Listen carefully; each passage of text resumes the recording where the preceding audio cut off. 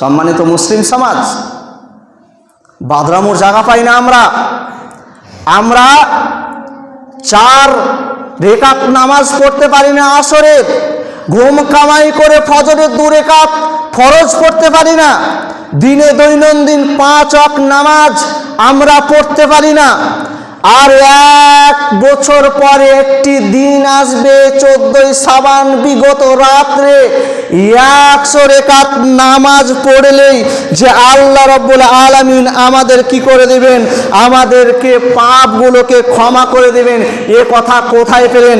এই যে একটি জয়ীফ হাদিসে আল্লাহ রাব্বুল আলামিন রাসূল সাল্লাল্লাহু আলাইহি সাল্লাম কি বেদাতীরা যারা কি করেন শবে বরাত পালনকারী হুজুররা এই হাদিসগুলোকে পেশ করার পরে বলতে থাকেন, আল্লাহ রাব্বুল আলামিন বলছেন, ওয়ান আলী ইবনে আবু তালিব قال قال রাসূলুল্লাহ সাল্লাল্লাহু আলাইহি সাল্লাম ইদা কানাতিল লাইলি নিসফে মিনাস সাবানে। আর কি করে সাবানের ওই যে হাদিসটা, সাবানের কি করা হয় রাত্রে বেলায় লাস্ট অংশতে আল্লাহ অবতরণ করে, কি করেন অবতরণ করে পৃথিবীর মধ্যে, আর বলতে থাকে যে কে ক্ষমা করেছো আমি ক্ষমা করে দেব।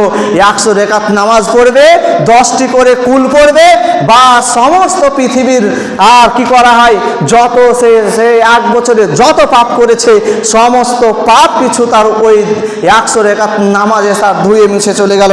বাদরামোর জায়গা পায় না। এবার আল্লাহ রাসূল সাল্লাল্লাহু আলাইহি ওয়াসাল্লাম তারা বলেন যে কি, যে কোরআন অবতীর্ণ করা হয় কোথায়? ওই শাবান মাসের রাত্রে 14 তারিখে কি করা হয়? কোরআন নাজিল করা হয়। আল্লাহ রাব্বুল আলামিন বলছে, ইন্না আনজালনা ফি লাইলাতিল মুবারাকাতি ইন্না কুন্না মুনজিরিন। আল্লাহ রাব্বুল আলামিন বলছেন, আমি এটিকে নাজিল করেছি এক বরকতময় রাতে। এইটিকে আমি নাজিল করেছি কাকে? আল্লাহ রাব্বুল আলামিন বলছে কোরআনকে আমি নাজিল করেছি ইন্না আনজালনা ফি লাইলাতিল মুবারাকাতি ইন্না কুন্না মুনজিরিন। আমি এই কোরআনকে অবতরণ করেছি, নাজিল করেছি, পাঠিয়েছি মুহাম্মদের প্রতি আমি নাজিল করেছি। এটি একটি বরকতময় রাতে আমি নাজিল করেছি। পরবর্তী আল্লাহ রাব্বুল আলামিন এই মর্মে একটি আয়াত সূরা কদরের ভিতরে বলছেন, ইন্না আনজালনাহু ফি লাইলাতিল কদর। আমি এটিকে নাজিল করেছি লাইলাতুল কদর। লাইলাতুল কদর রাত কবে হয় বলেন তো? শবে কদরের, শবে বরাতের রাতে লাইলাতুল কদর হয় কি? রমাজান মাসে। আল্লাহ রাসূল সাল্লাল্লাহু আলাইহি সাল্লাম বলছেন যে রমাজান মাসের লাস্ট 10ম রাতগুলোকে তোমরা কি করো, লাইলাতুল কদর হিসাবে তোমরা বেশি বেশি ইবাদত করো। আপনি কোথায় পেলেন? আপনি হাদিসের ভাষায় আপনি বলতে পারেন যে এই যে কোরআনটিকে এই শবে বরাতের রাত্রে আপনি নাজিল করেছেন, আমি মেনে নিলাম।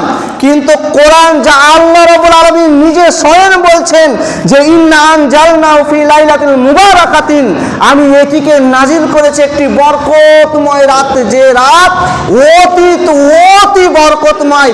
আর আল্লাহ রাব্বুল আলামিন নিজেই প্রমাণ দিচ্ছে, ইন্না আনজালনাহু ফি লাইলাতিল কদর, আমি এই কোরআনকে অবতীর্ণ করেছি, এই কোরআনকে নাজিল করেছি লাইলাতুল কদর রাতে।